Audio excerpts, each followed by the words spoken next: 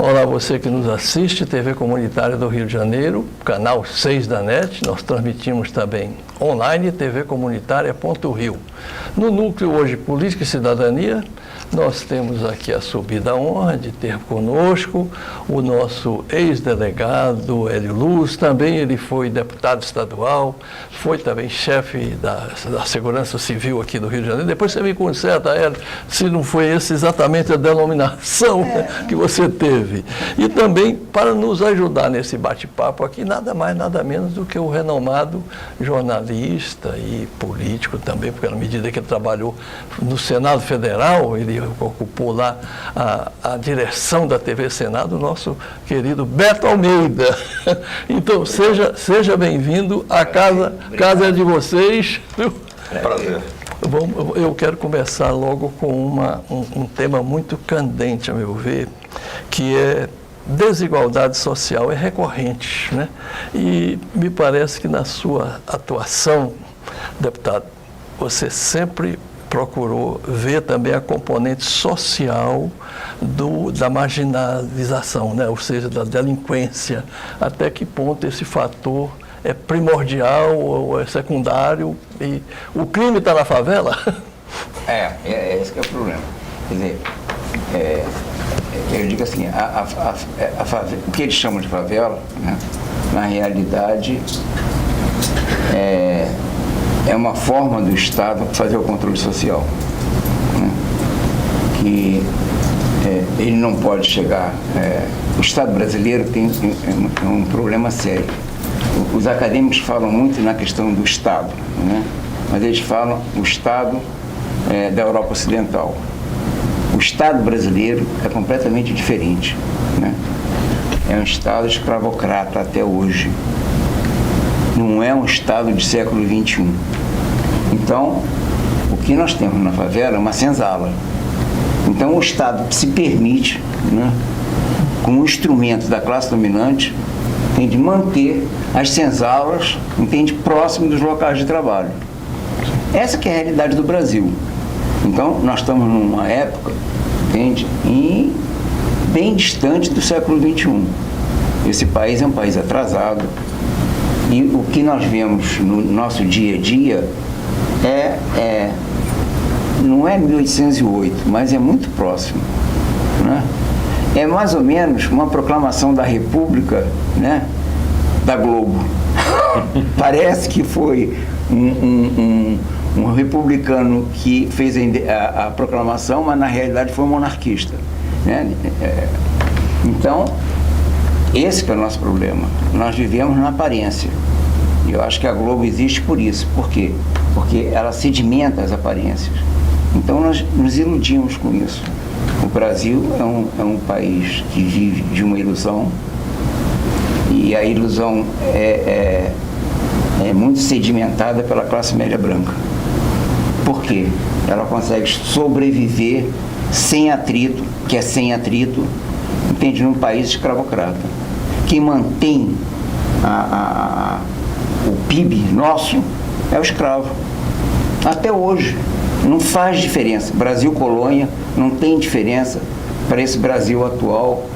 Ainda mais agora, né? Ainda mais falando nesse 2019, 2020. Aí, entende? É tranquilo. Isso para mim é muito tranquilo. Ora, delegado, o senhor sempre foi conhecido por ter aquela marca de fazer uma política de segurança com o contexto social, delegado social, delegado de visões progressistas num Estado ainda escravocrata, ou seja, a escravidão foi abolida só no papel, porque na prática as relações continuam escravocratas, né? Diferenças salariais, é permitido metralhar comunidades, as senzalas de helicópteros. Isso não pode ser feito em um bairro branco, da classe média branca. Ninguém metralha, né? Isso. Nesse sentido, qual é a perspectiva que o senhor vê para que algum dia a gente tenha a plenitude da lei? O senhor acredita, ainda tem esperança de vivermos isso? Eu tenho. Assim, eu tenho 73 anos, né? Então, Eu fiz campanha do lote. Então, eu digo para as minhas filhas, esse país mudou muito. Esse país mudou muito, está avançando, o Brasil está avançando. Então eu acredito, entende, que vai haver euforia. Só que nós vamos ter que preparar isso. Ela não surge de repente, entende, por um iluminado vindo à Terra e agora foi dada a euforia. Não, a euforia é conquistada. A euforia vai para a rua. Não é nada com referência a esses movimentos, mas é o povo ir para a rua, né? Mas é povo mesmo, porque falar em nome do povo todo mundo fala, em todos os espectros políticos atuais falam em nome do povo e eles têm a maior distância disso, eles não sabem o que é povo. E às vezes falo essa a última vez que eu vi alguma aglomeração com percepção popular foi no começo do Jango. De lá para cá eu nunca mais vi isso. E para mim é um termômetro muito simples. Entende? Quantos negros tem na aglomeração? O senhor está falando no comício de 13 de março de 64. Comício da Central. Para mim foi a última manifestação popular que houve nesse país. De lá para cá nunca mais houve nada disso, nem direta, nem nada. Pode ver, a aglomeração é branca. A aglomeração é branca, é a classe média branca, que, entende, é a antessala da Casa Grande. Então eles gostam de viver isso, participa das migalhas da mesa, né? São isso, são os juízes, são os promotores, entende? São os procuradores. Eles estão na migalha da mesa e ficam no banquete. A classe política, porque eles também não integram a elite, né? Então eles vivem disso. E a classe média, entende, se refastela nesse negócio todinho. Eu sei que... Porque ela mantém privilégio. A classe média, entende, num país em que nós temos 1% na elite, 15% na classe média, ou seja, nós temos excluídos 84%. Esse país tem 104 milhões que ganham até 450 mil. 450 reais. Pronto. Acabou, não precisa fazer análise do Brasil. É só pegar esse é IBGE, né? É isento. IBGE, 104 milhões, população de 220 milhões, 104 vive com até 450 reais. Pronto. O número já é uma gritante denúncia. Não precisa mais análise nenhuma. Mas o Hélio, eu sei que você, enquanto gaúcho, eu também, eu estou com 76, e o Beto também é mineiro, que nem eu, e a gente viveu um pouquinho já daqueles anos de Getúlio, né? 53 ele sai do poder e, na verdade, ele deixa a vida para entrar na história, né? E eu sei que você também faz muitas referências ao momento Getúlio Vargas, a passagem, né, dele na história do Brasil, que foi também um certo divisor de águas, né? A Revolução de 30, e como é que isso também forjou a sua, hoje, filosofia de vida enquanto político e mesmo enquanto chefe de segurança, que eu sei que a sua gestão foi preso foi preso o Beira-Mar, e você diminuiu o índice de sequestros aqui praticamente a metade, não é? Ou seja, sem apelar para ilegalidades ou para inconstitucionalidades, como é que isso foi possível também? E Getúlio? A minha formação é em cima de última hora. Então, desde pequeno, meu pai era milico. Então, lá em casa, só se lia Última Hora e domingo ao correio da manhã. Meu tio lia o Globo, um dia ele foi domingo lá em casa, ele disse assim, aqui você entra, o Globo fica do lado de fora, isso é casa de família, isso é uma casa de família, não é o Globo. Pô, eu era pequeno, né? Eu fiquei sem entender. Então, a partir daí eu fiquei, por que o Globo não entra numa casa de família? Pronto. A minha Seu pai era militar nacionalista. Militar nacionalista. Então, Exército? Exército. Olha só. Então, ele era capitão nessa época. Então, quer dizer, você vê que capitão do Exército, né? Há exceção, há umas exceções, né? Claro. Não há uma formação tão estúpida como a gente pode imaginar, porque são. O próprio general Lott, Marechal Lott. Então, Exército Brasileiro é um problema, mas isso aí fica do lado. Mas a minha formação foi essa, então não há como eu viver numa casa, entende, que era do PTB, e não ter uma referência de Getúlio, né? Contudo, que era um estancieiro, quando eu sou gaúcho também, então me interessa, entende? O meu bisavô era chimango. No outro dia teve um negócio de lenço. Meu bisavô era chimango, e o pessoal acha que o Getúlio com aquele lenço vermelho era Maragato. Não era. Getúlio era chimango. Foi um incidente que houve lá no Paraná que ele botou o lenço vermelho. Foi por isso. Então, era chimango. Borges de Medeiros, entende? Júlio de Castilho, chimango. Então, e do Sul. Meu bisavô era de Bagé. Onde nasceu o trabalhismo. Onde nasceu, exato. Antes, sabe que nasceu no Rio Grande do Sul, antes do trabalhismo inglês, segundo pesquisa feita por Leonel Brizola. Ele pesquisou. Então, 2 anos antes nasceu no Sul. Então, quer dizer, eu não sei se eu sou produto direto, mas entendi, a minha formação foi essa. Então, daí que é lógico que a gente tem referência, com tudo que entendo que Getúlio foi um ditador, entende? Houve tortura na época dele, houve tudo isso, mas isso, entende, é lógico. A gente tem que ver também. Não é que a gente chega, vai tapar os olhos, foi tudo isso, mas em compensação, entende? Do outro lado, chegou, colocou, esse homem avançou com a classe trabalhadora. O Brasil avançou. A referência, isso não há como se negar isso.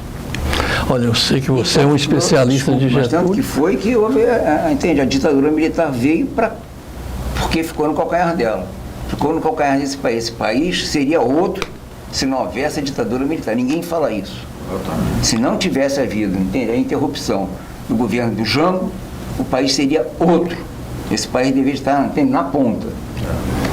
Mas antes de voltar a você para falar da sua atuação aqui, dentro da legalidade, o seu trabalho maravilhoso enquanto chefe de segurança aqui.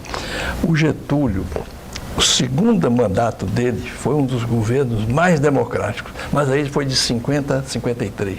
Foi eleito pelo povo, permitir, 53 foi a criação da Petrobras, começou o petroleiro, o 3 de outubro está na minha cabeça aqui.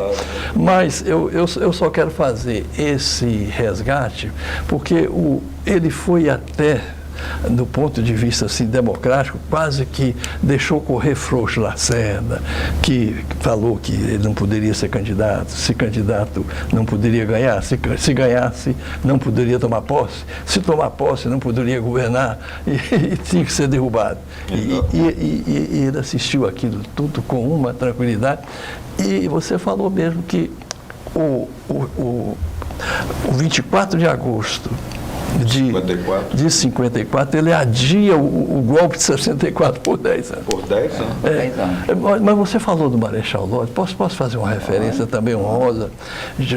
Lott também, com aquele 11 de novembro de 55, ele levanta, aí é que eu quero tirar o chapéu para o Exército Brasileiro, que teve uma participação extraordinária naquele momento, também para salvar a democracia e o nacionalismo dele, né?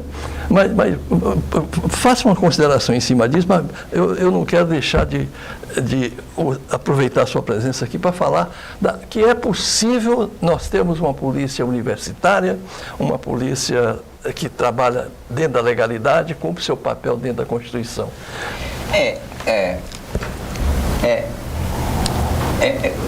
Quando a gente vai falar sobre segurança pública, eu tenho cuidado, porque normalmente a gente fala sobre segurança pública de branco. É isso que esse país discute. Por quê?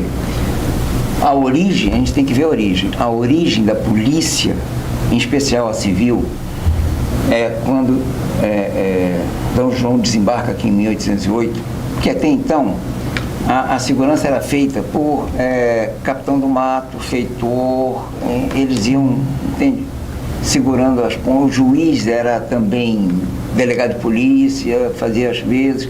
A colônia era muito mais controlada, pequena, entende, distante da corte. Então, quando ele chega aqui, né, desembarca com 15 mil pessoas, é a corte de Dom João, né, deu a volta no Napoleão, português, entende? Tem problema, mas ele foi o único que deu a volta no Napoleão. E veio para cá, com tudo, com ouro, com pesca, trouxe o palácio inteirinho para cá e a corte inteira com 15 mil homens. Desembarcou no Rio de Janeiro, população do Rio de Janeiro, 60 mil pessoas. Puxa! 12 mil escravos. Então, o número de escravos no Rio de Janeiro era quase idêntico da corte. Eles entraram em pânico. Soldados aqui no Rio de Janeiro eram 1.000 soldados, 700 padres. E que mais? É pouca gente. Então eles entraram em pânico. O que Dom João faz? Pega o que era o chefe intendente-geral de polícia lá de Lisboa, nomeia um desembargador, nomeia o cara aqui. Está criada a Polícia Civil do Rio de Janeiro, que foi a referência para todas as polícias, inclusive as militares, do Brasil. A origem da polícia no Brasil começa com a Polícia Civil do Rio de Janeiro, em 1808, Intendência Geral de Polícia. Qual era a função primordial dessa polícia? Controlar os escravos. Olha. É a função básica da polícia. Então, quem chicoteava os escravos? Policial. Como é que ficava? O dono da fazenda ou o dono do escravo trazia o escravo para a delegacia, em especial na área urbana. Na área rural, o capitão do mato dava conta. Na área urbana, trazia para a polícia escoteava. A polícia escoteava. E a discussão era quem alimenta o escravo enquanto ele está na delegacia. Porque o policial dizia assim, eu não vou alimentar, o escravo não é meu. Então quem tem que ir, o dono da fazenda, não, está contigo, você alimenta. Então a discussão era essa. Naquela época, já existia negócio da grana. Por quê? Dom João nunca botou a mão no bolso para constituir a Intendência Geral de Polícia. O desembargador passou o chapéu, arrecadou o dinheiro e a instituição policial sempre foi feita de favores. Sempre sobreviveu de favores. Daquela época até isso eu vivi. Estado da Guanabara. O jogo do bicho mantinha as viaturas da polícia, mantinha a limpeza da polícia, mantinha os pneus, pintava. Era o jogo do bicho. Então, não é um negócio que foi feito pelos novos integrantes. Isso é a origem da polícia. Então, essa polícia, e aí eu estou falando da polícia do Rio de Janeiro, mas tenho atenção com a Polícia Geral do Brasil. Então, essa polícia ser corrupta, escravocrata, é do cerne da polícia, é da raiz da polícia. Então, quando nós encontramos um policial corrupto e que é violento, ele é um bom policial, porque ele está atendendo a corporação. Essa corporação foi feita em 1808 e existe até hoje. Na polícia militar, então, é bem significativo. A gente pode pegar qualquer viatura da PM e ir até a Escola Superior de Polícia. É Dom João. A polícia militar do Estado do Rio de Janeiro é monárquica. Tem símbolo monárquico. Já foi na República, eles disseram que não aboliu. A polícia militar do Rio de Janeiro não aboliu. Ela tem referência a Dom João VI. Pior ainda, né? Nem aos imperadores. É Dom João, é o rei. Ela é vinculada ao rei. Então, essa é a nossa polícia. Então, quando o policial é um bom policial, porque ele responde à instituição. Só que ele não é hipócrita. O Estado brasileiro é hipócrita. Por quê? Ele é corrupto, escravocrata e não aparece.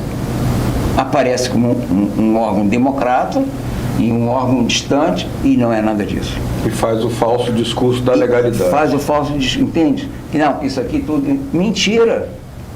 Isso só existe para a classe média branca. Só existe para meia dúzia de pessoas, 15% da população. O restante está marginalizado.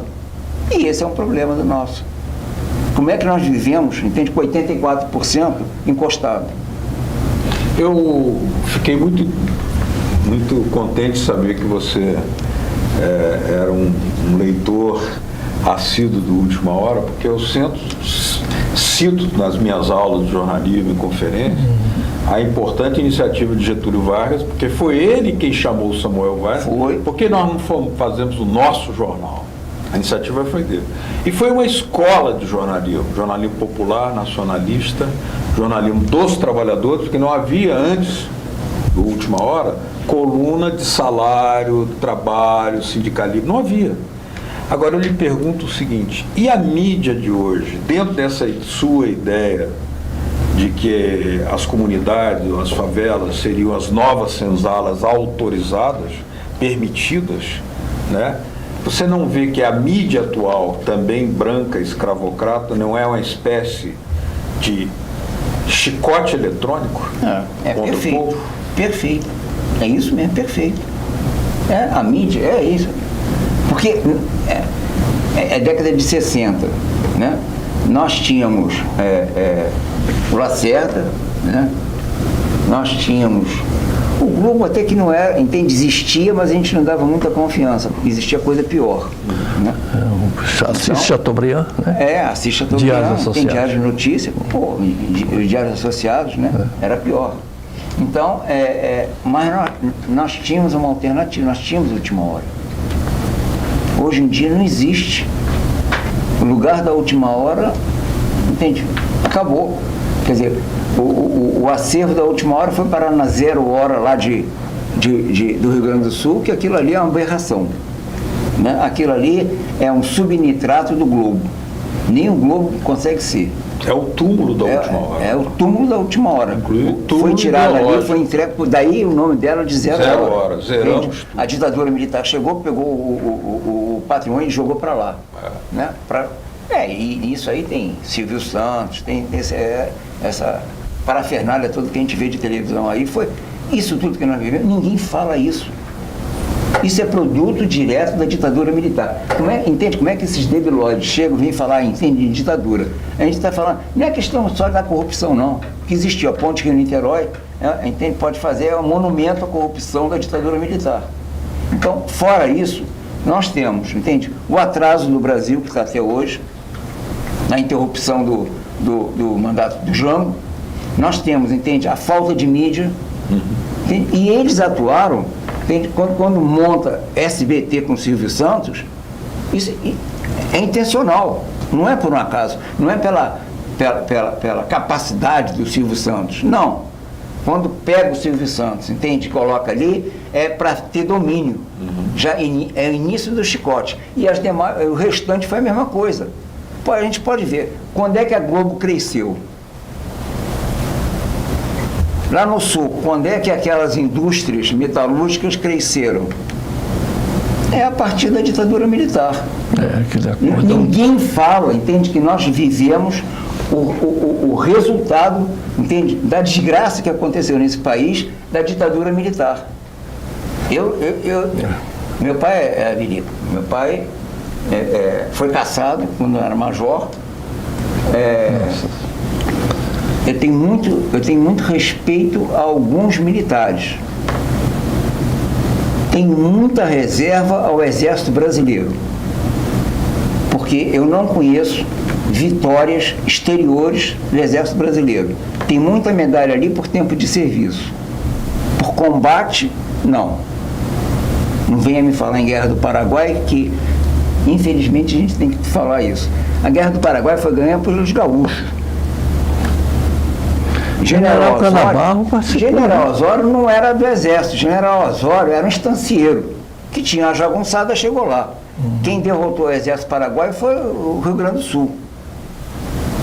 Foi a turma do Rio Grande do Sul, porque eles não sabiam andar a cavalo, não sabiam sobreviver. A infantaria, lógico que a gente tem que ter referência à Marinha Brasileira, que chegou, que derrotou a Marinha do Paraguai.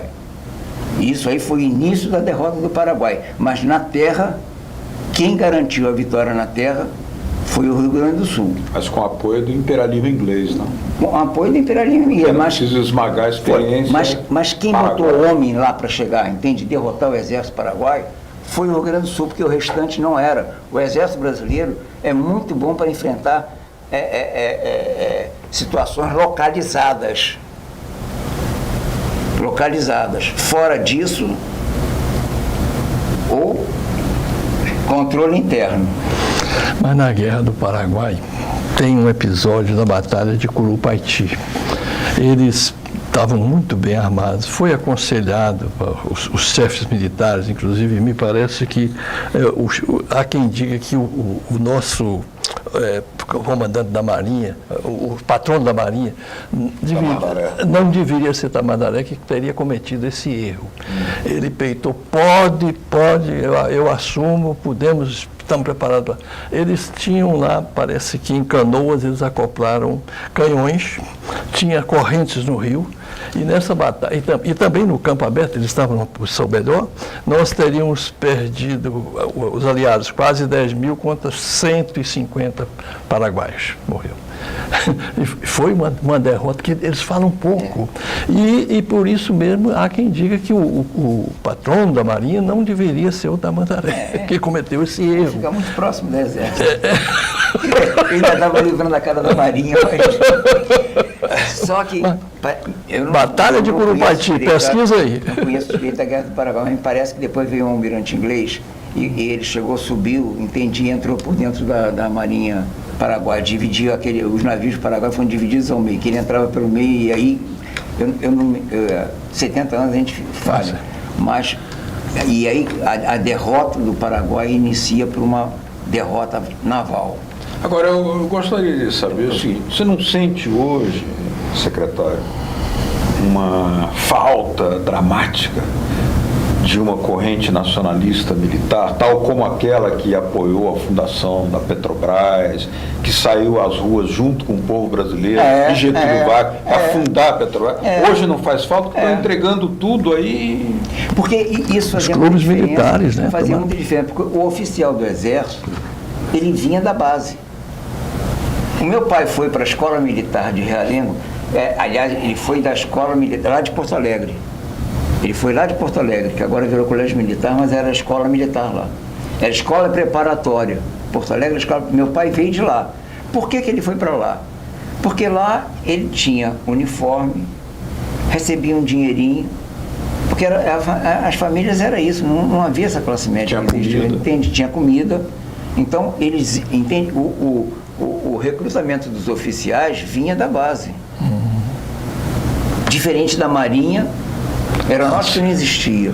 Bem diferente da Marinha, que eram... Aristocrata. Eram aristocratas. Sempre foi. É verdade. Né? Agora não são mais. É tudo monarquia quebrada, monarquia falida.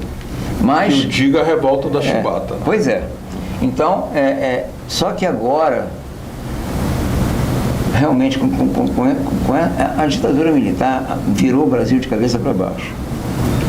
Porque eles emburreceram. A formação dos oficiais, com tudo que a gente tem, entende? Tudo bem, a gente não pode generalizar, mas, entende? Não existe mais aquele oficial que nós vimos, entende? Que era nacionalista, que sabia que tinha percepção, que não deixava privatizar, não deixava vender o Brasil. E hoje você vê que vende. Os generais que aparecem, é um vexame. Quando eu ouço esses generais que integram o governo, eles conseguem ser piores do que os generais da ditadura. É um negócio assim de a gente ficar, entende? Ter vergonha de ser brasileiro. Agora mesmo entregaram o caixa da Petrobras, que é a BR distribuidora, e ninguém falou nada. General Heleno. Nada. Isso não existia. Esse tipo de oficial não existia na década de 60. Ontem fecharam uma unidade da Petrobras no Paraná, que é a que fabrica ureia para a vocação agrícola do Paraná. E a partir de agora a ureia será comprada dos Estados Unidos, como agora estamos comprando diesel, gasolina e gás, estamos importando tudo que nós já podemos produzir aqui. Isso não é um problema de segurança nacional, porque não pode haver forças armadas se não há uma indústria de energia e de petróleo com autossuficiência e com independência local. Se nós vamos ser dependentes, quer dizer que também as nossas forças armadas, para a sua própria mobilidade, passarão a ser dependentes. O problema é que as Forças Armadas, com todo o respeito devido às exceções, viraram marionetes. E nossos generais são as marionetes do Guedes, porque quem manda é o Guedes. É o ministro da Economia que vai privatizar esse país inteiro, entende? Com generais de frente, com o presidente de frente, vai fazer. E eles não têm essa percepção. A AMAN, entende? É uma vergonha para a AMAN. Eu, se estivesse na AMAN, ficaria envergonhado. Porque a formação dos oficiais do Exército, pô, e é o que nós estamos lembrando aqui, em 60 não era assim não. O pessoal da Escola Militar de Realengo, meu pai veio de lá, não era assim não. E olha que, entende, havia dissidência, né? Havia dissidência, mas, entende, nunca chegou a esse nível.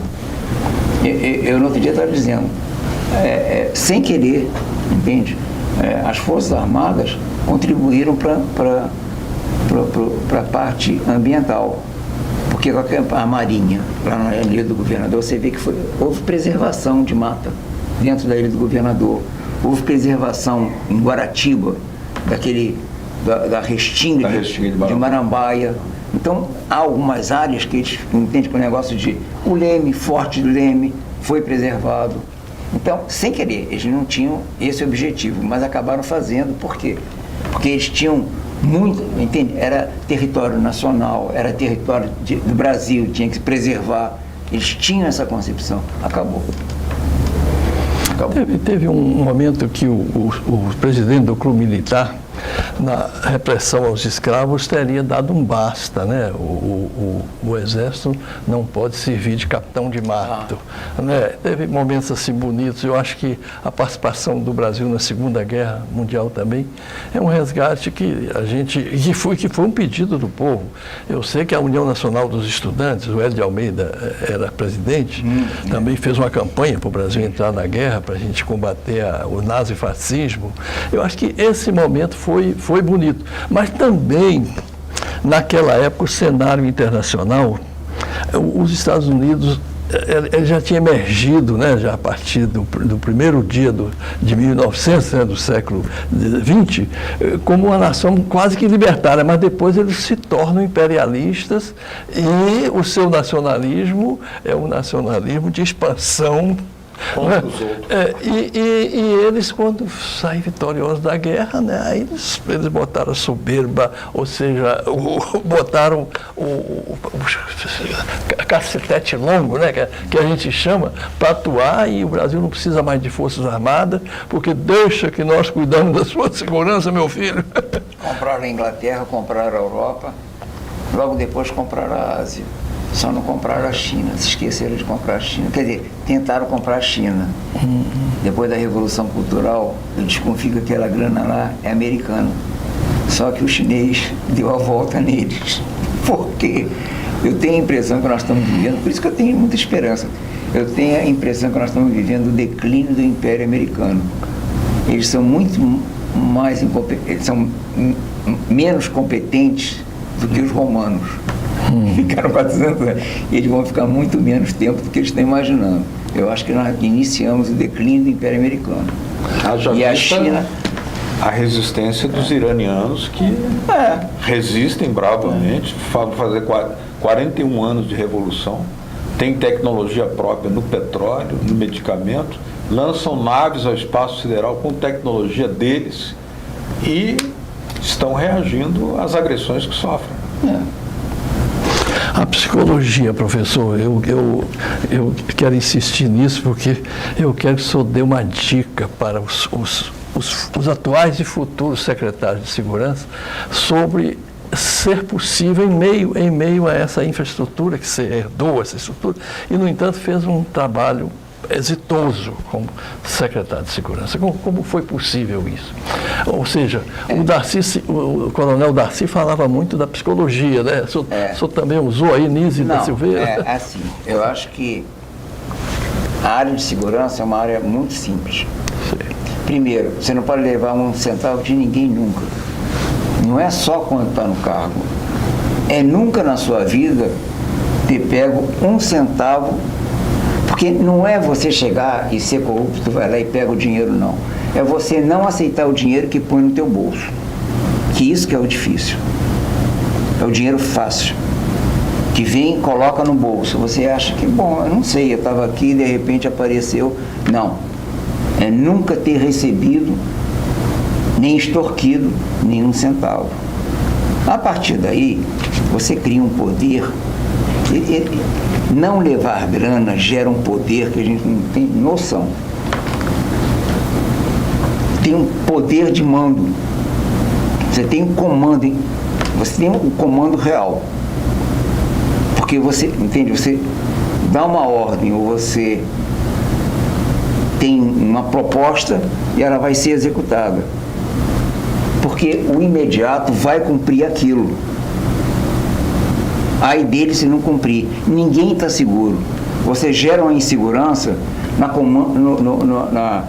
na sequência de comando. Por quê? Na minha época, nenhum delegado era colocado por deputado, nenhum delegado era colocado pelo governador, nenhum delegado era colocado pelo secretário de segurança. Todo mundo dormia delegado, podia, titular de uma delegacia, podia acordar ou não, titular daquela delegacia. Então, é insegurança geral. Interno é questão de ter todo mundo inseguro. Não há acordo. Então você comanda. Só que isso é muito difícil. Isso é o primeiro ponto. Segundo ponto, você se colocar como o que é difícil, como cidadão. Polícia vocacionado é para ser capitão do mato. A polícia é constituída de capitães do mato.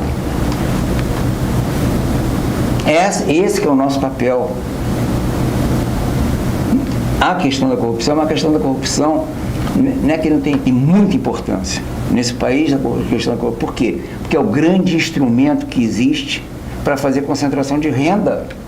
Não é a questão moral, não é um corte moral, entende?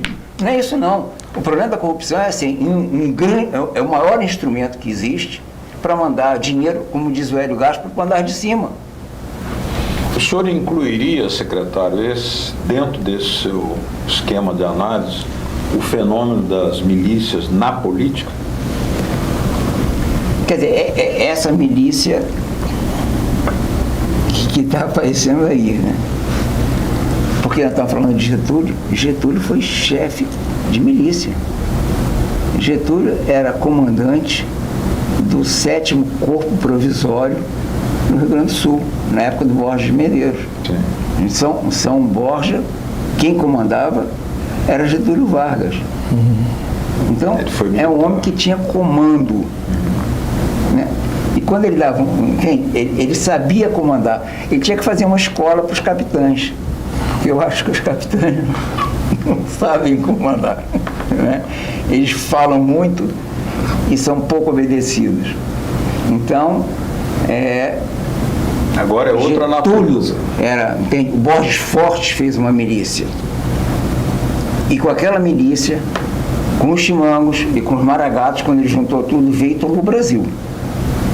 Quer gostem, quem não goste, 1930 foi isso. Subiu e tomou.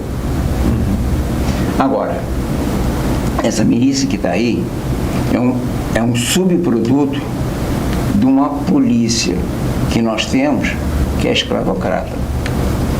O surgimento dela, eu me lembro, foi no Rio das Pedras, porque eram PMs, bombeiros que moravam lá no Rio das Pedras e não queriam o problema de movimento com tóxico. Então eles chegaram, onde estavam morando, eles conseguiram chegar a afastar isso. E nisso a comunidade juntou com eles. Apoiava. Isso ficou durante muito tempo. Eu estou falando disso nos anos 80. Anos 80. Eu era assessor jurídico da FAFERJ, então eu rodava isso. Aí que é difícil, entende? Você tem que ser chefe de polícia e militante político. Aí dá certo. Entendi. Isso é porque você não perde a condição de cidadão. O chefe de polícia conjuga. tem que ser um cidadão. Antes de tudo, antes de ser policial, ele tem que ser cidadão. Essa é a condição. Então, a milícia surgiu aí e era querida. Por quê? Porque afastou a questão do movimento ali. Rio das Pedras não havia movimento de tóxico. Outras favelas começaram a surgir. O problema surge quando há uma outra parte da milícia aqui do Rio de Janeiro que surge na Zona Oeste. Essa milícia que surge na Zona Oeste tem um ranço, porque a Zona Oeste era a fronteira com o antigo estado do Rio. Guanabara, né? Você pega a área de Campo Grande, Santa Cruz, é o limite com o estado do Rio e Itaguaí. Nessa hora da Baixada, era grupo de extermínio, que também era querido, quer dizer, em parte pela população. Por quê? O comerciante chegava, que era roubado ali no dia a dia, ele chegava via o segurança, não sei o que ficava ali e constituía 3, 4, que chegava para os meninos e dizia assim, se continuar nesse negócio aí, vai dar mal, e ia para a vala. Então, e às vezes eles assaltavam o pessoal dali, assaltavam o ônibus. Então, o pessoal tinha essa referência. Depois isso complicou, porque os grupos de extermínio começaram a trabalhar não mais para aquela área ali, começaram a trabalhar para os comerciantes, entende, maiores, e para os industriais, e para o jogo do bicho, que ninguém fala. Poxa. São coisas que a gente não fala nesse país, e muito menos a mídia. A desgraça que a ditadura militar fez nesse país, que nós estamos vivendo até hoje, a herança maldita nossa, é da ditadura militar. E a participação do jogo do bicho na política brasileira. Ninguém toca nisso. Então, eles começaram, a milícia começou, o grupo de extermínio começou a chegar e se aproximar do jogo do bicho. E o jogo do bicho manteve isso. Quem é de Nilópolis sabe do que eu estou falando. Nilopolitano sabe perfeitamente, né? O pessoal do Beija-Flor sabe direitinho o que eu estou falando. Capitão Guimarães. A Casa das Sendas era lá. E havia um cabo da PM lá, que era o chefe do grupo de extermínio dentro de Nilópolis. E eu não vou dizer que era empregado porque ele era cabo da PM, mas trabalhava pro benfeitor da Beija-Flor. Todo mundo sabe disso. E além do jogo do bicho, como é que fica o tráfico de armas também, né? Pois é, o tráfico vem fora, né? Certo. O tráfico eu acho que é muito mais um problema internacional do que nosso.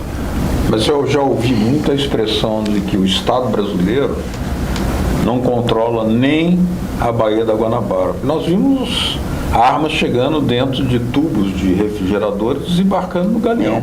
É porque aí é como comprador, né? A negociação de arma, isso seria pretensão, não está ao nosso alcance, está fora. A melhor arma que existe, o melhor fuzil que existe, quer gostem, quer não gostem, é a K-47, russo. Que aí o chinês chegou, fez uma imitação e vende por R$1,99. Todo mundo compra. Sim. É isso. Mas só que, nesse lance do tráfico de arma, bem distinto do tráfico de tóxico, nós vamos encontrar o mundo ocidental. E aí, nós assim, é um negócio assim abstrato. A coach americana. Né? Sig Sauer é suíço. Então a Suíça não vive só daquela vaquinha que dá leite, que transforma tudo isso em chocolatinho e danoninho e para as criancinhas. Não. A Suíça participa do tráfico de armas. Uma vez eu falei para um cônsul, eu era chefe de polícia aqui, o cônsul veio falar comigo, eu disse, vem cá, senhor está me reclamando de segurança aqui? Tudo bem. Então o senhor para de fabricar arma. Não, o senhor para de fabricar arma. Não há motivo, entende, em pleno século, na época 20, que justifique a existência de uma fábrica de fuzil. Não há justificativa plausível da existência de fábrica de arma, de fogo. Não há o que justifique isso. A nossa Suíça, né, tranquila, fabrica um fuzil que dá 900 tiros por minuto. É inconcebível, né? Que ela seja um paraíso fiscal, a gente até entende.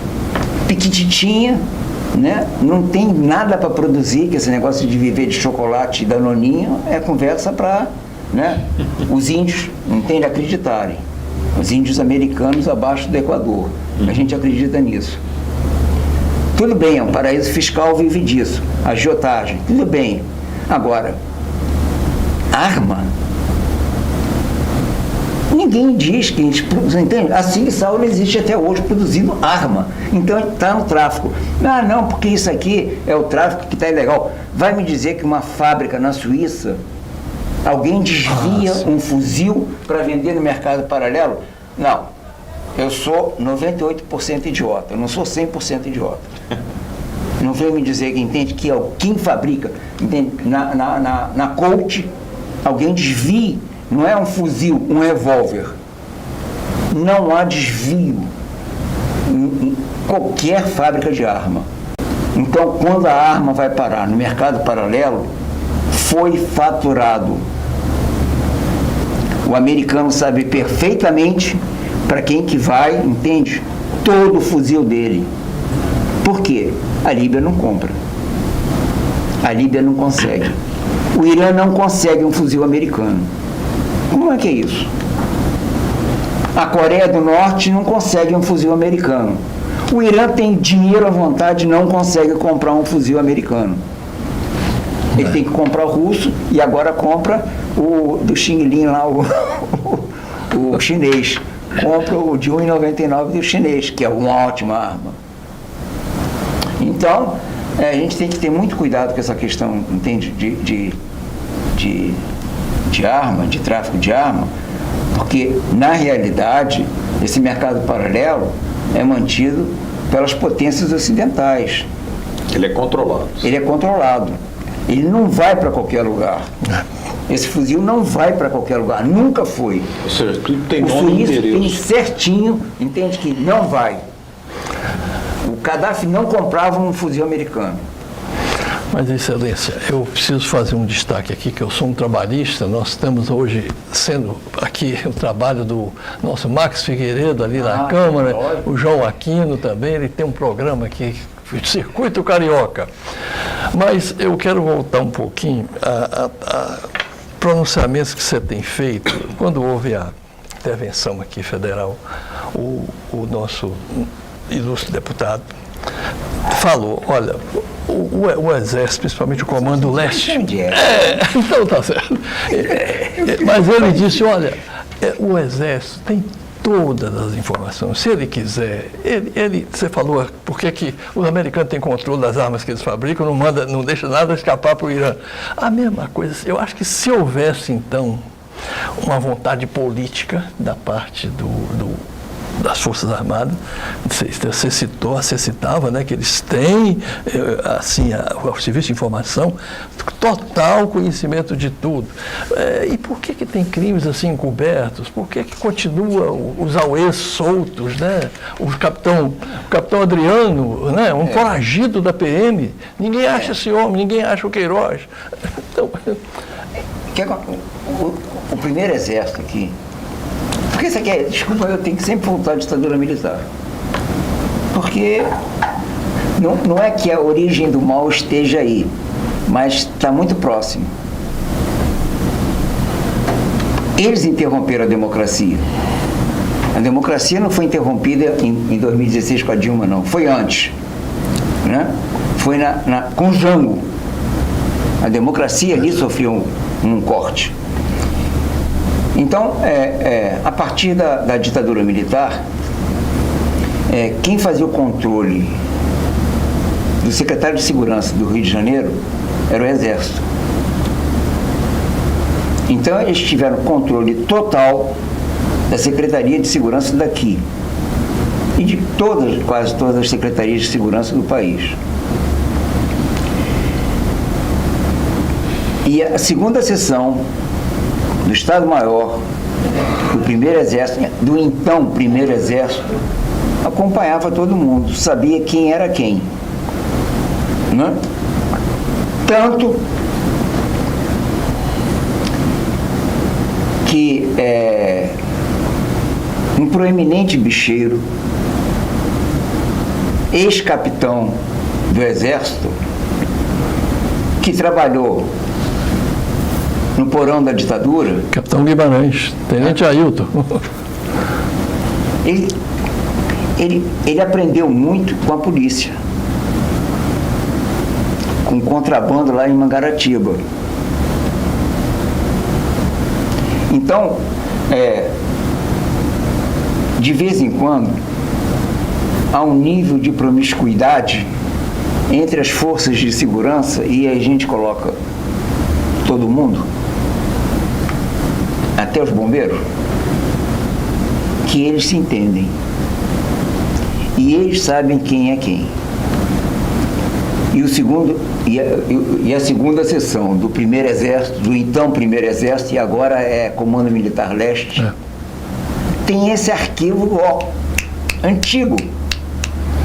Quando a gente chega lá, ele já sabe quem chegou, sabe o que faz, sabe de quem pega, até onde vai e tudo que fez. Se bobear, sabe até quantas mortes tem. Para o nível de segurança interno, o Exército é muito competente. Sempre foi.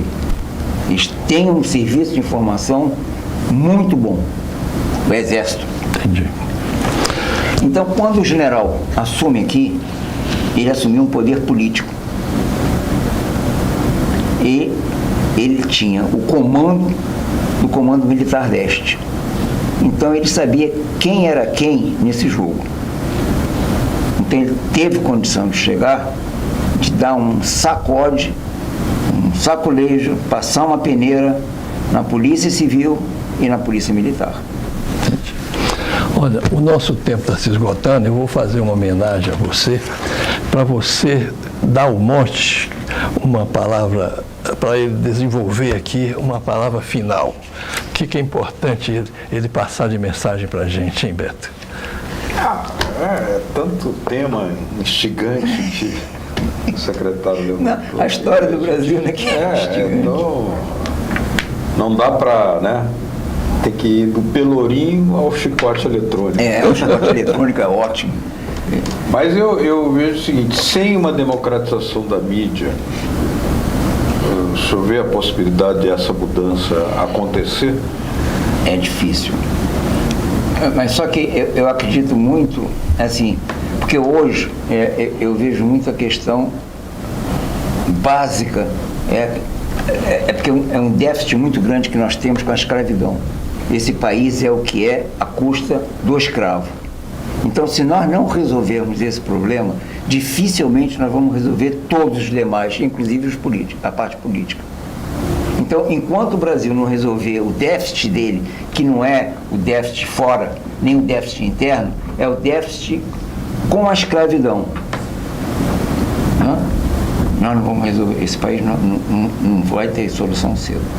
Eu acho que nós vamos ter isso porque eu estou vendo que, eu percebo movimentos, entende? Porque isso tem que ser feito pelo próprio negro. Não pode ser feito pelo branco.